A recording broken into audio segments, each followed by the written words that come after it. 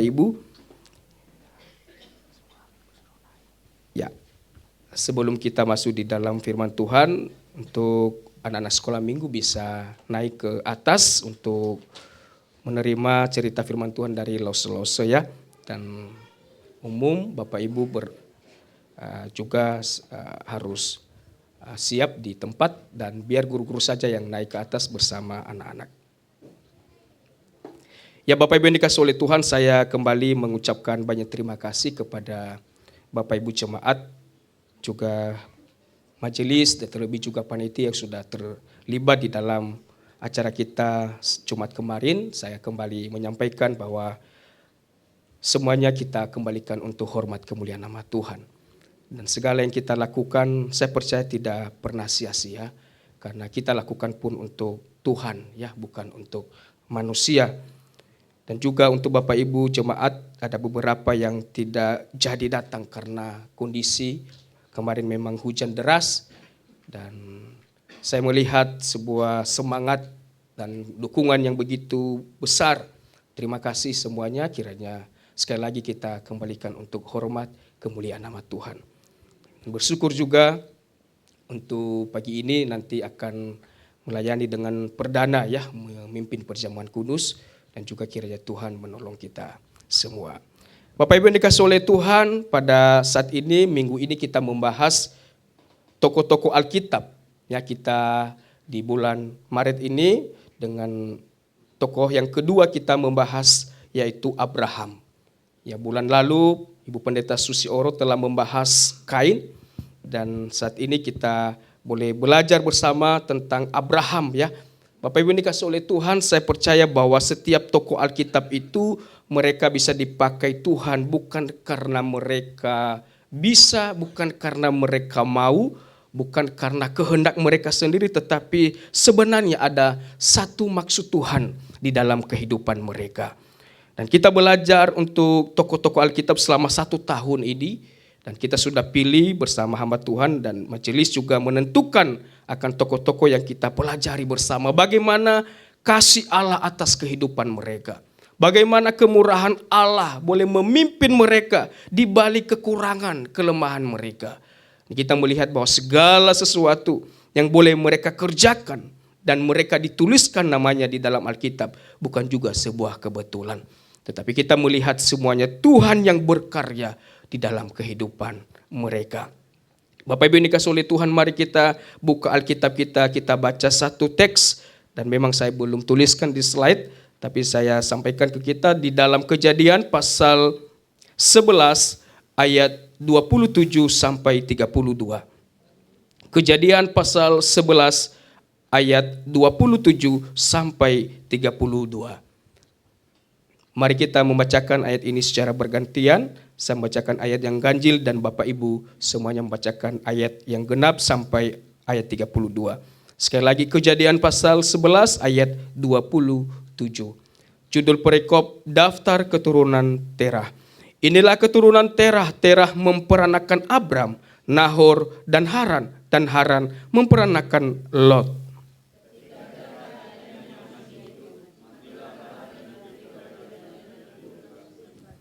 Abram dan Nahor kedua-duanya kawin. Nama istri Abram ialah Sarai, dan nama istri Nahor ialah Milka.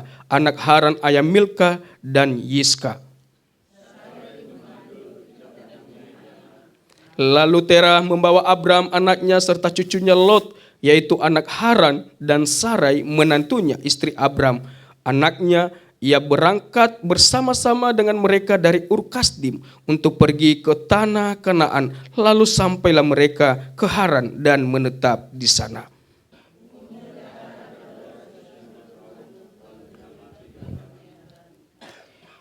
Ya, Bapak Ibu yang dikasihi oleh Tuhan, di dalam Alkitab sebuah kenyataan, kenapa slide bisa minta tolong dimajukan. Kenyataan di dalam Alkitab, Bapak Ibu yang dikasihi oleh Tuhan, tidak selalu menceritakan atau menuliskan dengan kisah orang-orang yang sempurna atau yang hebat-hebat, atau selalu menang terhadap dosa, atau mereka selalu memiliki kerohanian yang sempurna. Tetapi Alkitab malah justru menceritakan dengan terus terang ya keadaan kisah-kisah tokoh yang ada. Dengan kelemahan mereka, dengan kekurangan mereka, dengan kejatuhan mereka, dengan keberdosaan mereka. Dan ini sebuah keunikan dan keindahan di dalam Alkitab. Bahwa mereka disebutkan namanya bukan karena sebuah kegagahan mereka, bukan karena kesempurnaan mereka, tetapi dibalik malah kekurangan, kelemahan dan keberdosaan mereka, Tuhan pakai mereka menjadi alatnya untuk menyatakan misi Allah di dalam dunia ini. Bapak Ibu yang dikasihi oleh Tuhan, mereka juga dikatakan di sana mereka berjuang, bagaimana mereka bergumul di dalam keberadaan mereka. Mereka juga bergumul dan terus berjuang bagaimana Allah membentuk mereka di dalam keadaan yang ada. Bapak Ibu yang dikasihi oleh Tuhan, jangan kita berpikir bahwa orang-orang yang ada di dalam Alkitab adalah orang-orang yang sempurna, orang-orang yang baik, orang-orang yang terbebas dengan dosa. Tidak. Mereka malah justru keberadaan, latar belakang mereka, situasi mereka sungguh-sungguh menyedihkan. Dan ini sebuah hal yang membuat kita mengerti bahwa ada kemurahan Allah di sana, ada kesabaran Allah di sana atas hidup mereka untuk menjalankan misi visi Allah di dalam hidup mereka. Sebuah hal yang kita harus pikir, sebuah hal yang harus kita renungkan Bapak Ibu, ternyata bahwa Allah memakai setiap orang di dalam keberadaan mereka pun, di dalam situasi apapun Tuhan berkemurahan di sana. Allah tetap sabar karena memang manusia telah jatuh dari dosa. Allah melihat situasi manusia. Allah tahu persis keadaan manusia. Tetapi Allah tidak menutup mata. Berhenti menyatakan kemurahannya atas kemurahannya di dalam anak-anak Tuhan pada waktu itu. Tetapi dia memberikan sebuah hal yang luar biasa. Bahwa di balik keberadaan mereka, Tuhan tetap punya sesuatu rencana yang indah bagi mereka. Bapak Ibu dikasihi oleh Tuhan, mari kita melihat langsung Abraham ini. Dia lahir pada tahun kurang lebih 2000 sebelum Masehi. Dan itu dia lahir di sebuah daerah yaitu di Ur Kasdim. Dan dia boleh diberikan umur selama di dunia oleh Tuhan selama 175 tahun. Dan dia meninggal pada 1825 sebelum Masehi di Hebron. Bapak Ibu dikasihi oleh Tuhan, perjalanan kehidupan Abraham boleh menjalani kehidupannya selama 175 tahun. Dengan berjuang, dengan jatuh bangun, dengan persoalan yang begitu berat, dengan tantangan di dalam pelayanannya, di dalam keluarganya. Dia boleh dipercayakan oleh Tuhan dan mengakhiri hidupnya selama 175 tahun. Ini cukup lama Bapak Ibu. Ya, ketika Tuhan berfirman bahwa umur manusia itu ya normalnya itu paling 70 tahun, 75 tahun. Selebihnya itu kemurahan Tuhan. Kita melihat bahwa ada satu hal yang Tuhan lihat, bahwa dari perjalanan kehidupan sampai 70 tahun itu, dia berkata bagi kita sesungguhnya, mari kita menghidupi itu di dalam perjalanan, di dalam iman kepadanya. Walaupun banyak dinamika dalam satu kenyataan hidup kita, di situ kita melihat bahwa campur tangan Tuhan boleh tetap terjadi nyata bagi kehidupan setiap anak-anaknya. Dan di situ kita melihat juga bahwa dia dimakamkan, ya, si Abraham ini di Gua Makpela di Hebron. Dan istrinya kita tahu bahwa ternyata seorang bapa beriman, ya, dikatakan bahwa malah istrinya juga lebih dari satu. Tapi jangan salah konsep ya pengertian dalam bagian ini Bapak Ibu, ya. Dan di situ kita melihat bahwa istrinya ada Sarah, ada Hagar gundiknya, dan juga ada Ketura, ya, ketika sudah meninggal Sarah, maka Abraham menikah lagi, dia menikah dengan Ketura. Bapak Ibu dikasihi oleh Tuhan, anak Sarah kita tahu adalah Ishak, anak Hagar adalah Ismail, dan anak Ketura adalah Zimran, Yoksan, Medan, Median, Isbak, dan Suah.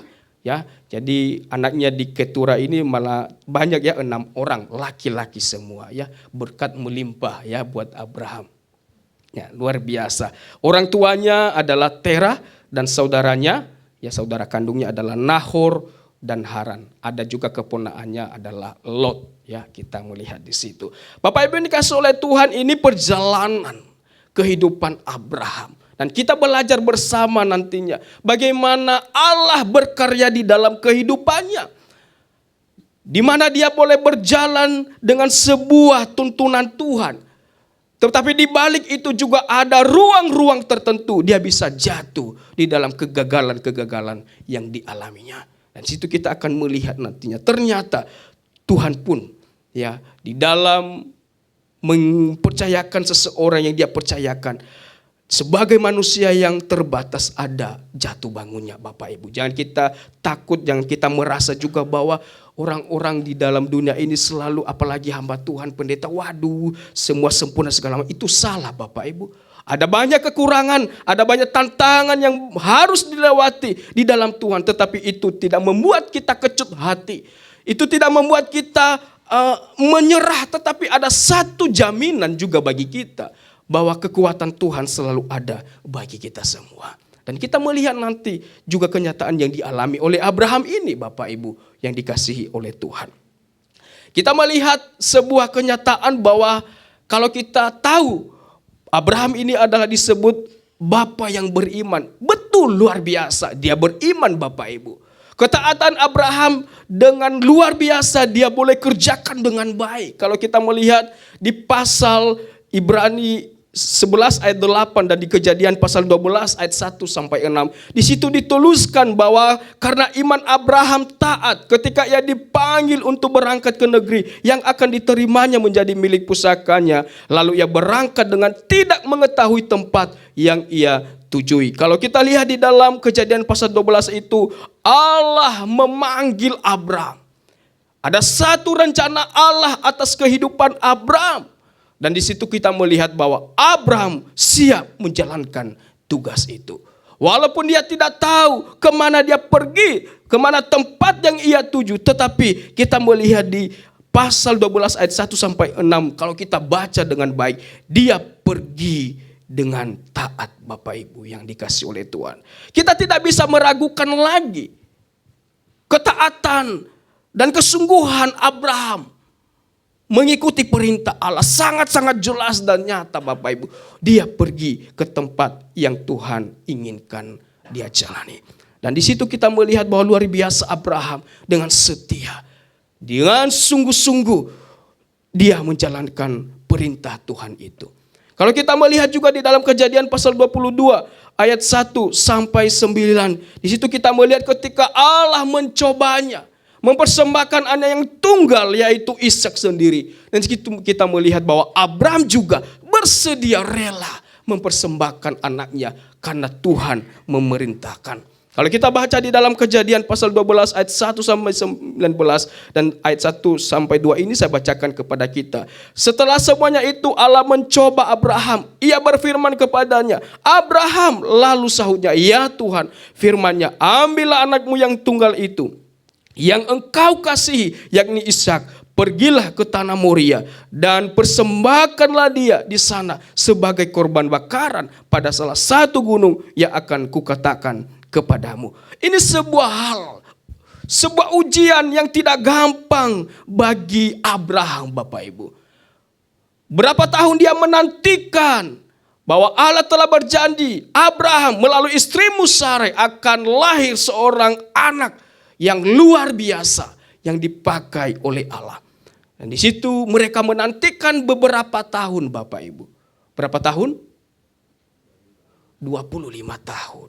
Ini penantian yang sangat lama. Ini sebuah penantian yang cukup banyak pergumulan di sana. Tetapi ketika sudah lahir malah Tuhan menyuruh engkau persembahkan itu untuk aku. Ini sebuah kenyataan yang tidak gampang untuk kita terima secara akal sehat, Bapak Ibu. Tetapi kita melihat ketaatan Abraham, dia lakukan dengan sungguh. Dia lakukan dengan serius apa yang Tuhan mau. Dan memang Abraham ini disebut Bapa beriman. Dan memang namanya persis betul sekali. Tetapi kita melihat Bapak Ibu yang dikasih oleh Tuhan, memang saya tidak terlalu menekankan bagian ini. Karena kita sudah tahu bahwa Abraham memang benar-benar sungguh-sungguh mencintai Tuhan. Sungguh-sungguh taat kepada Tuhan. Ujian seperti ini pun dia melakukan dengan baik. Tetapi saya mau menekankan sebuah hal yang ingin kita renungkan pada pagi hari ini. Bagaimana juga di dalam dinamika perjalanan hidupnya. Tidak selamanya hidupnya juga Abraham itu di dalam ketaatannya tidak ada ruang untuk bisa gagal. Tidak ada. Ternyata Bapak Ibu, kalau kita baca dengan baik-baik, dengan sungguh-sungguh, ternyata orang Bapak beriman ini, dia juga mengalami kegagalan. Bisa gagal Bapak Ibu. Ya, kalau kita lihat kejadian yang pertama itu di dalam pasal 12 ayat 11 sampai 13. Ketika Abraham pergi ke Mesir, sebenarnya di dalam teks Alkitab tidak dituliskan secara detail sebenarnya bahwa apakah ketika Abraham pergi ke Mesir itu perintah Allah, tujuan Allah, atau Abraham sendiri yang malah ingin mau pergi ke Mesir karena dia tidak mau terima kenyataan di tanah Kanaan yang mengalami kelaparan. Ini sebuah hal yang menjadi perenungan saya juga bahwa apakah ini perintah Allah atau Abraham yang ambil keputusan, dia tidak bersedia, tidak mau mengalami kelaparan di Kanaan, malah dia ambil sebuah inisiatif sendiri pergi ke Mesir. Dan ternyata Bapak Ibu, saya coba baca-baca buku dan juga tafsirannya. Ternyata ketika Abraham mau ke negeri itu bukan sebuah perintah Tuhan sebenarnya. Ya, tetapi dia tidak bisa, dia tidak berela juga, dia tidak mau dirinya dan keluarganya mengalami sebuah tekanan kelaparan yang hebat di tanah Kanaan itu. Sehingga dia berpikir bahwa lebih baik saya mencari solusi yang terbaik, dia pergi ke Mesir. Dan kita melihat bahwa ini sebuah awal langkah kegagalan dari Abraham sendiri. Dan apa yang terjadi Bapak Ibu? Dengan dia memulai sebuah hal yang melebar atau lepas dari sebuah jalur yang Tuhan sudah gariskan sebenarnya, terjadi masalah seterusnya ya. Dia memulai langkah yang salah dengan inisiatif sendiri tanpa bertanya kepada Tuhan, tanpa meminta hikmat Tuhan, tetapi dia mau memberikan satu keputusan sendiri, malah yang terjadi sebuah masalah seterusnya. Kalau kita melihat bahwa dia menyampaikan kepada istrinya, Sarah yang sangat cantik itu. Dia berkata bahwa pada waktu ia akan masuk ke Mesir, dia berkata kepada Sarah istrinya, memang aku tahu bahwa engkau adalah seorang perempuan yang cantik parasnya. Waduh, tidak ada sebuah contoh bagi kita. Begitu cantiknya Sarah ini. Ya mungkin di pandangan Abraham, tapi di pandangan yang lain juga benar-benar cantik Bapak. Berarti betul-betul cantik ya, bukan hanya Abraham melihat istrinya cantik, tapi orang lain juga melihat begitu cantik parasnya. Dikatakan situ bahwa apabila orang Mesir melihat engkau, mereka akan berkata itu istrinya, jadi mereka akan membunuh aku dan membiarkan engkau hidup. Katakanlah bahwa engkau adikku, supaya aku diperlakukan mereka dengan baik karena engkau, dan aku dibiarkan hidup oleh sebab engkau. Ini timbul masalah Bapak Ibu di sini. Karena dia sudah memulai dengan langkah keputusan yang tidak disertakan pimpinan Tuhan. Terjadi sebuah kekacauan di dalam hatinya. Keraguan, ketakutan dengan istrinya sendiri kepada orang-orang Mesir pada waktu itu. Istrinya diajak berbohong Bapak Ibu ya. Dia bilang bahwa kamu nanti saudaraku. Ya, gimana kalau suami memperlakukan itu bagi istri? Waduh, berat Bapak Ibu, gak bisa. Harus akui di tengah-tengah umum bahwa kamu istriku, kamu suamiku. Wah, ini Abraham berkompromi dengan istrinya demi ya ini tadi, supaya aku terlindungi, supaya aku aman, supaya aku tidak dibunuh. Nah ini sudah di dalam keakuan, sudah mengarah di dalam kepribadian yang dia tidak tahu sesungguhnya bahwa apa yang dia lakukan itu sesuatu hal yang bersifat tidak baik Bapak Ibu. Sesungguhnya begitu. Ya, akhirnya dia ajak istrinya nanti ketemu di Mesir itu, bilang saja kamu saudaraku. Dan untung saya melihat juga di situ memang Sarah tidak ngamuk ya, tidak marah. Kok Pak bilang gitu? Enggak lah, saya harus tetap sampaikan gitu loh, bahwa aku ini istrimu. Sarah juga tidak menolak begitu. Ini sesuatu hal yang tidak salah. Saya berkata bahwa ini sesuatu juga yang salah Bapak. Walaupun terlihat sesuatu yang baik untuk supaya mereka aman di sana, enggak. Kenapa? Karena sesungguhnya memang Abraham melangkah dengan tidak satu rencana Tuhan. Walaupun memang secara global memang Tuhan yang berdaulat atas hidup mereka. Tetapi di bagian konteks ini Abraham melakukan dengan keputusannya sendiri. Yang terjadi malah ada sebuah hal masalah.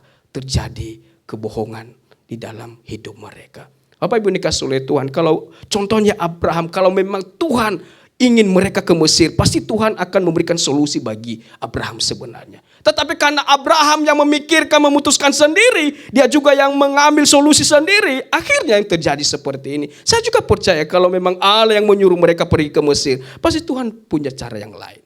Sekalipun hal itu ada satu ancaman dari Mesir, kalau memang Tuhan izinkan pasti akan berjalan dengan baik. Tetapi ini kan dia takut sendiri Bapak Ibu. Ya. Dia takut sendiri. Ternyata memang benar ketika mereka sampai di Mesir, ya, Raja Firaun itu langsung menanyakan, siapa ini, cantik sekali. Akhirnya juga Sarah berkata bahwa aku saudaranya. Jadi tidak diapa-apakan ya si Sarah itu. Nah Bapak Ibu dikasih oleh Tuhan, ini Abraham dia mau mengamankan dirinya dengan solusi, dengan keputusan sendiri. Tetapi itu sebenarnya di dalam Alkitab dikatakan sebuah kegagalan.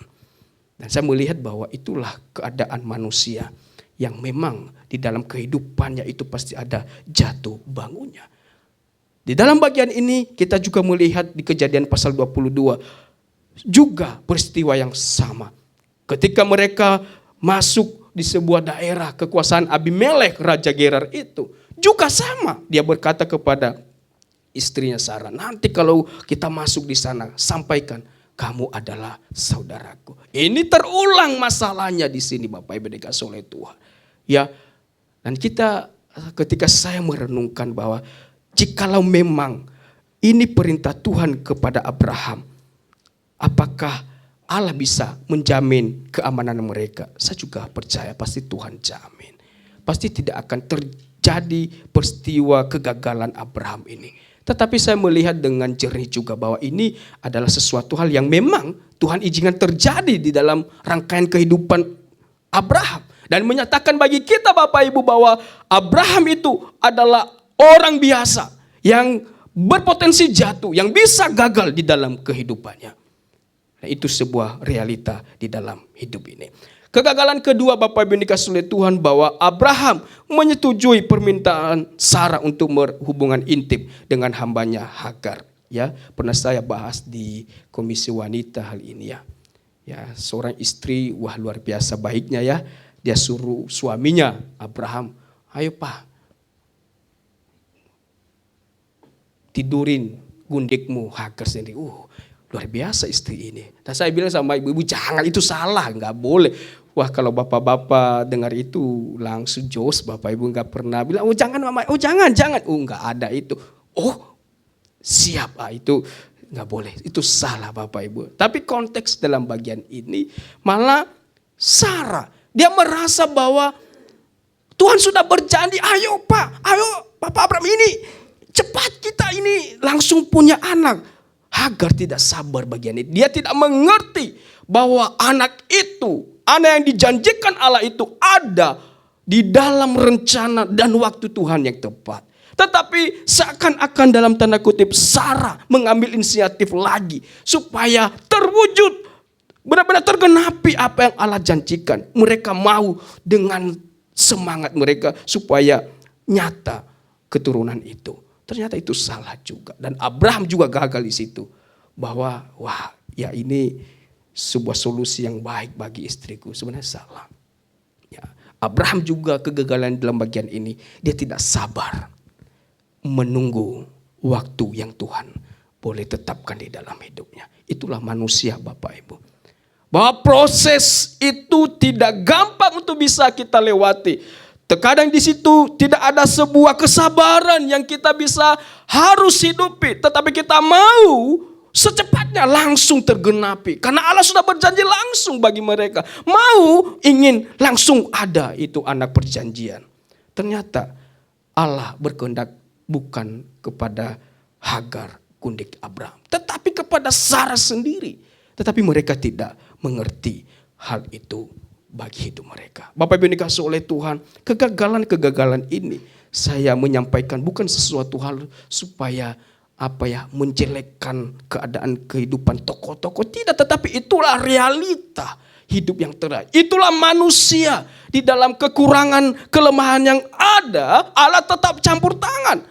Allah tidak menggagalkan janjinya kepada Abraham dan Sarah, walaupun mereka melakukan sebuah tindakan yang salah, tetapi Allah tetap memegang janjinya. Allah tetap konsisten dengan apa yang Dia sudah rencanakan di dalam kehidupan Abraham dengan Sarai, Bapak Ibu.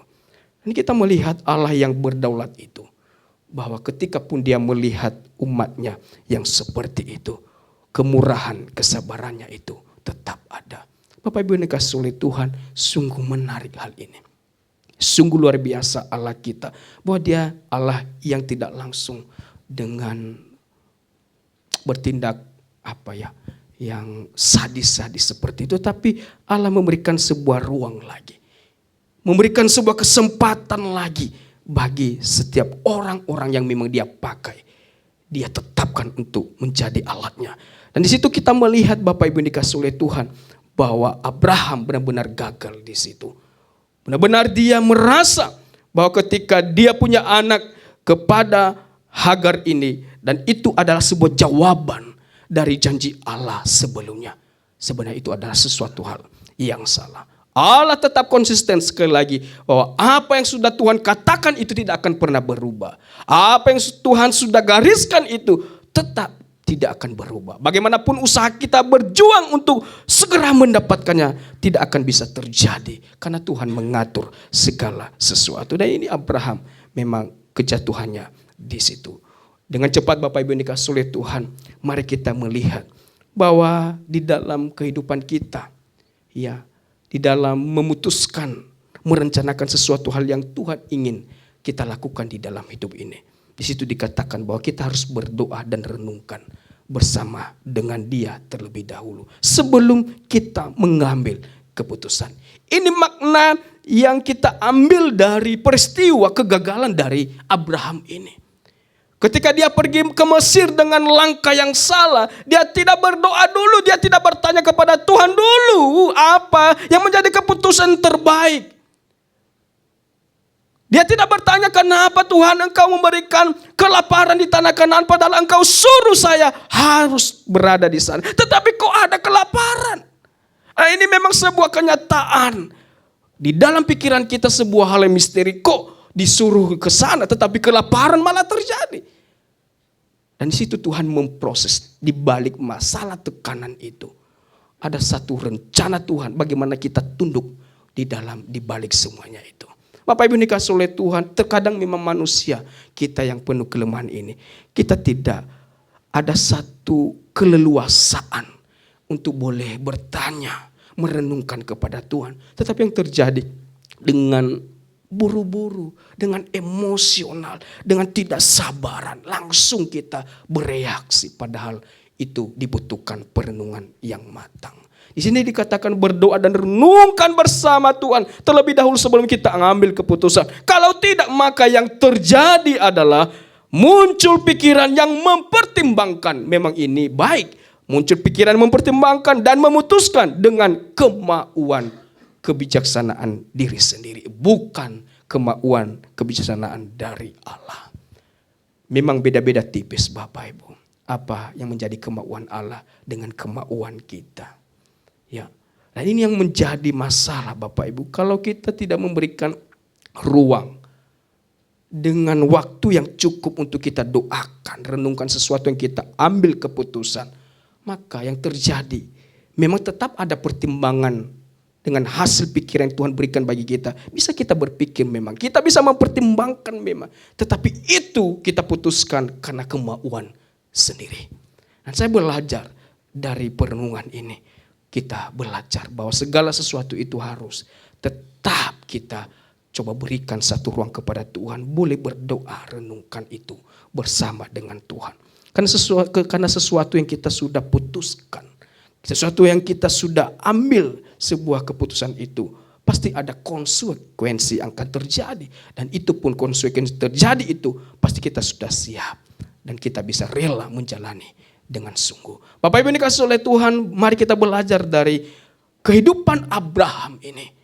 Di sisi lain dia adalah orang yang taat beriman kepada Tuhan, tetapi di dalam ruang perjalanan hidupnya juga ada kegagalan-kegagalan yang terjadi. Dan di situ kita melihat bahwa dibutuhkan sebuah perenungan dan doa yang sungguh di hadapan Tuhan di dalam mengambil sebuah keputusan yang sungguh-sungguh dari Tuhan.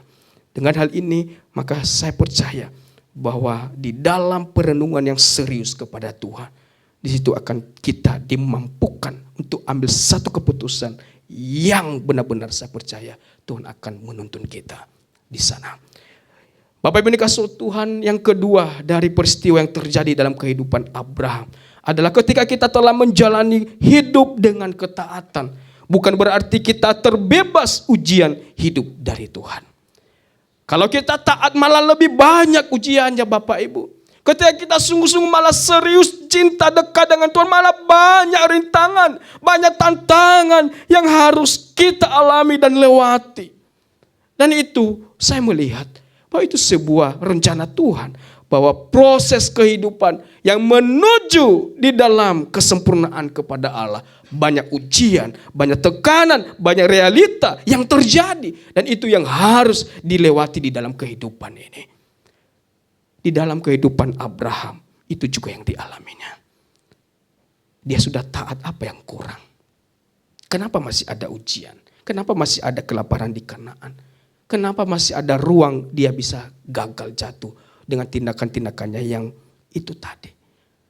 Sesungguhnya dengan pikiran kita, kalau sudah taat, pasti Tuhan tuntut terus dengan yang baik-baik saja, dengan yang terus memuliakan saja. Tidak Bapak Ibu. Ternyata ketaatan itu selalu ada tantangan, masalah. Di dalam kehidupan kita juga saat ini Bapak Ibu, jangan pernah menyerah akan kehidupan kita bersama dengan Tuhan.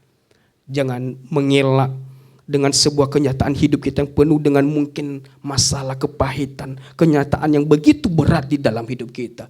Ingatlah, itu sebuah perjalanan hidup kita yang Tuhan boleh izinkan terjadi. Masalahnya, kita mau jalan sendiri atau kita bersama dengan Tuhan. Kita tidak boleh meminta sebuah solusi sebenarnya atau jawaban yang membuat kita menyenangkan. Tetapi yang kita butuhkan sebenarnya dengan kondisi-kondisi seperti itu adalah Tuhan berikan kekuatan di dalam melewati itu. Pundak yang kuat ini, kaki yang kuat tetap berdiri, tangan yang tetap bergerak untuk melakukan sesuatu. Dan juga pikiran tetap kuat untuk menghadapinya. Semuanya itu kita boleh meminta kepada Tuhan dengan kekuatan berjalan dengan baik. Jangan kita minta masalahku Tuhan langsung berhenti, sudah hangus lepas dalam hidupku. Tidak akan bisa. Tantangan masalah selalu ada. Yang kita minta Tuhan berikan kekuatan, mampukan untuk menjalani, melewati itu.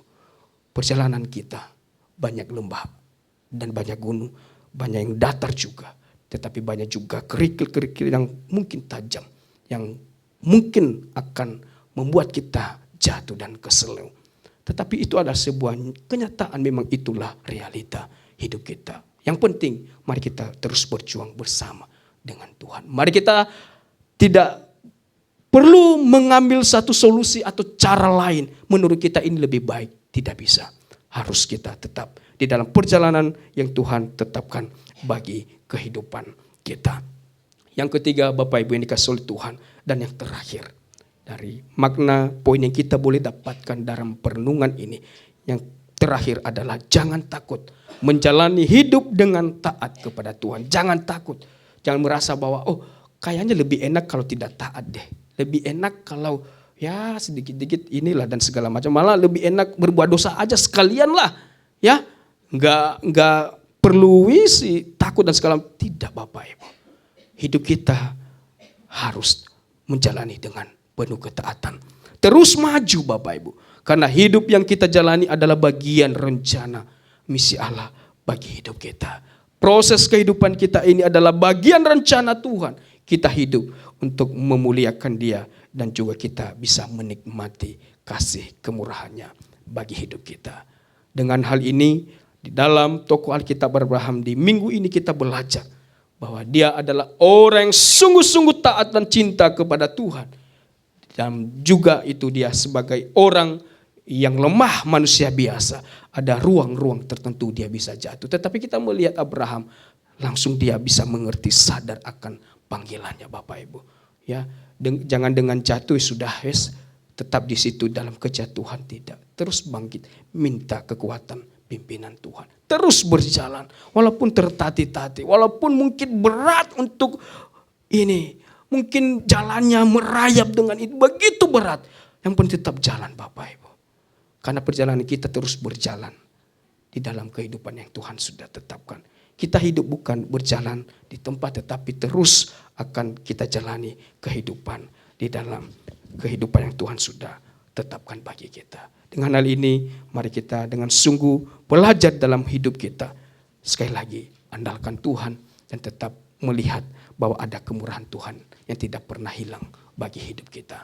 Mari kita bersatu di dalam doa. Ya Tuhan, kami bersyukur pada pagi hari ini kami boleh menerima firman Tuhan dan kami boleh belajar bagaimana kemurahan-Mu ya Tuhan atas kehidupan kami. Bagaimana Engkau boleh memberikan kesempatan-kesempatan bagi kami walaupun kami terkadang jatuh, walaupun kami terkadang lemah ya Tuhan. Tetapi Engkau selalu ada bagi kami untuk menopang kami, mengangkat kami kembali.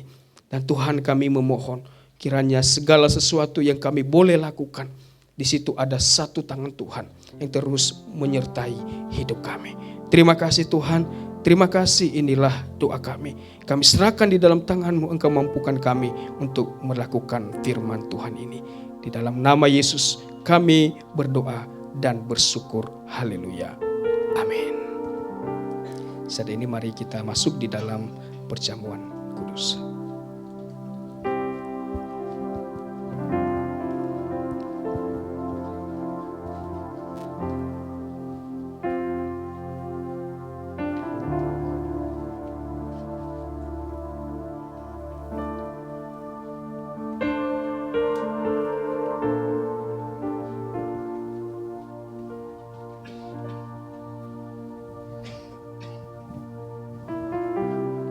Ya, Bapak Ibu petugas, mari maju ke depan.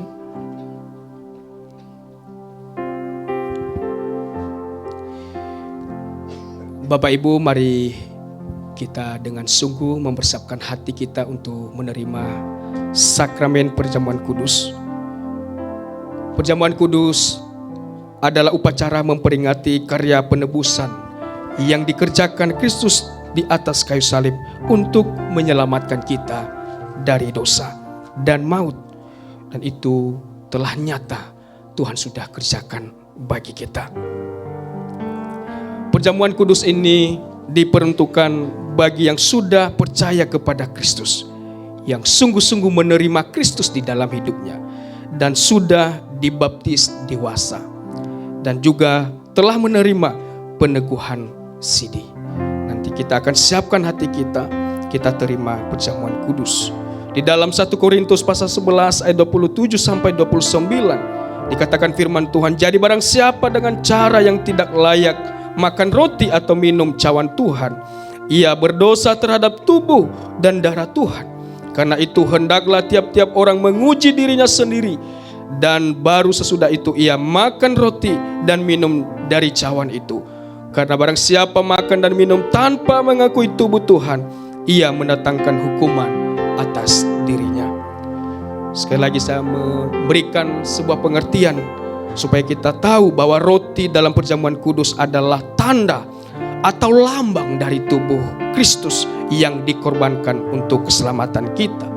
Sedangkan anggur adalah tanda atau lambang dari darah Kristus yang ditumpahkan untuk menyucikan kita dari segala dosa kita.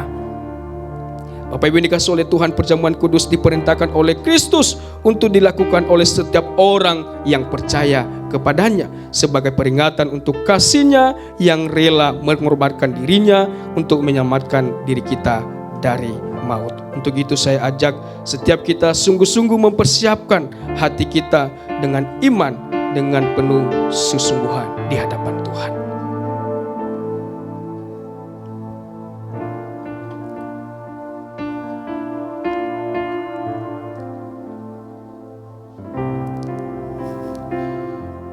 Ketika Yesus bersama murid-muridnya pada saat dia mengadakan perjamuan Paskah bersama dengan muridnya, lalu ia mengambil roti, mengucap syukur dan memecah-mecahkan dan memberikannya kepada mereka. Dia berkata bahwa inilah tubuhku yang diserahkan bagi kamu. Berbuatlah ini menjadi peringatan akan aku. Sesudah itu dia mengambil cawan dan mengucap syukur, lalu memberikannya kepada mereka dan berkata, minumlah kamu semua dari cawan ini, sebab inilah darahku, darah perjanjian yang ditumpahkan bagi banyak orang untuk dosa-dosa mereka. Sambil roti dan anggur dibagikan, mari kita bersaat teduh dan kita merenungkan kasih Tuhan dengan sungguh bahwa ini adalah sebuah sakramen yang sakral. Bukan sebatas rutinitas, tetapi sebuah penghayatan kepada Tuhan. Terima dengan syukur bahwa Dia telah mati bagi kita. Mari terima dengan penuh syukur kepada Tuhan. Mari kita nyanyikan pujian bukan dengan barang fana. Singer bisa maju ke depan membantu menyanyikan.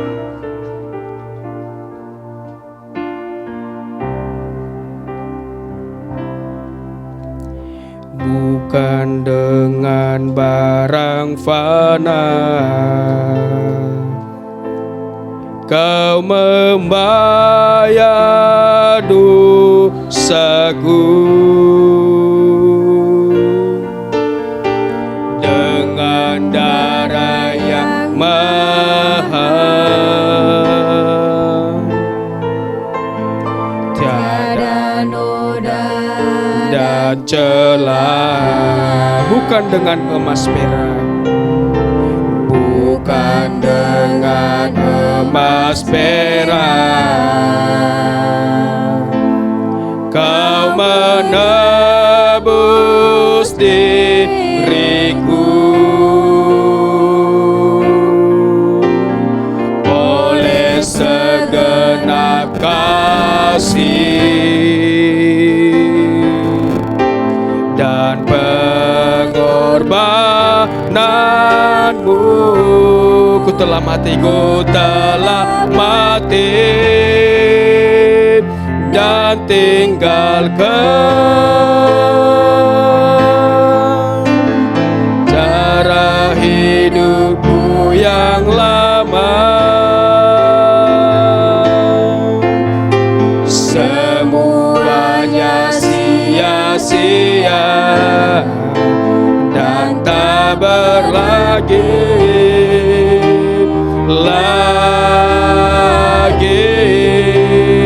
hidup ini ku letakkan pada mezbah-Mu ya Tuhan. Jadilah padaku seperti yang Kau ingin. Refsnya, ku telah mati dan tinggalkan cara hidupku. Mari Bapak Ibu jemaat yang sudah menerima roti dan anggur bagi berdiri. Dan tinggalkan cara hidupku yang lama. Semuanya sia-sia dan tak berarti lagi. Semuanya sia-sia dan tak berarti lagi.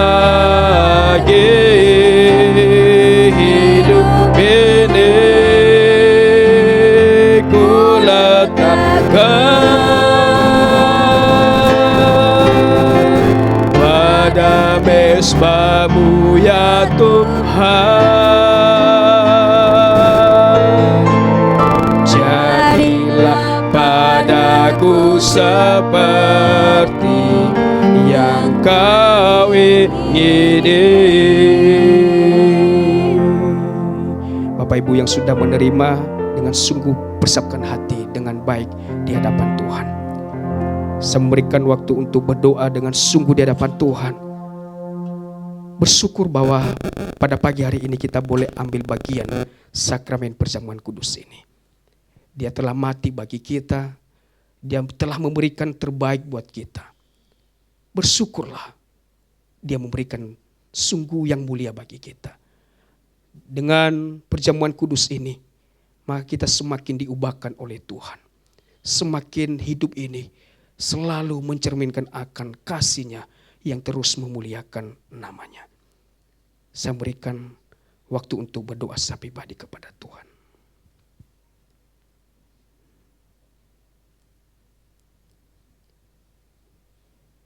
Ya Tuhan, Engkau telah mendengarkan seruan doa kami untuk mempersiapkan hati kami menerima roti dan anggur, lambang tubuh dan darah-Mu Tuhan. Hati kami dengan siap menerimanya ya Tuhan.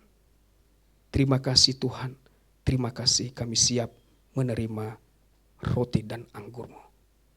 Amin. Mungkin ada Bapak Ibu yang masih belum mendapatkan, bisa disampaikan. Ya, semua sudah ya.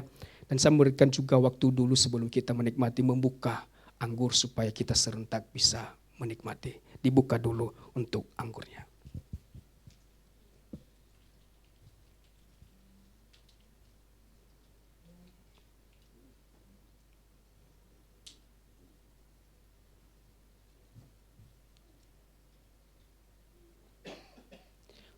Kalau sudah, mari kita angkat roti kita di hadapan Tuhan. Marilah kita menerima roti melambangkan tubuh-Nya yang telah dicabik-cabik di atas kayu salib demi kita, supaya kita menerima pengampunan. Mari kita terima roti ini dengan penuh syukur. Mari kita makan bersama-sama.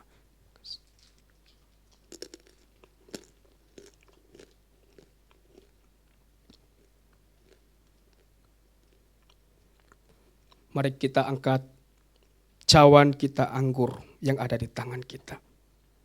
Mari kita terima dengan sungguh juga kepada Tuhan, bahwa darah-Nya yang telah tercurah bagi kita adalah darah yang murni, darah yang sungguh-sungguh mulia, dan itu tercurah demi pengampunan dosa kita. Mari kita terima dengan penuh syukur.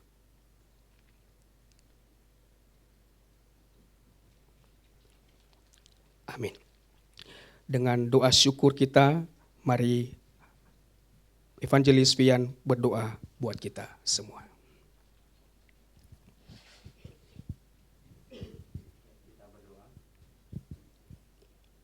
Tuhan, kami menyerahkan dalam tangan kuasa-Mu, kiranya melalui perjamuan kudus ini kami boleh menghayati akan cinta kasih Tuhan, dan kami mempersiapkan diri kami untuk kedatangan Tuhan yang kedua kali.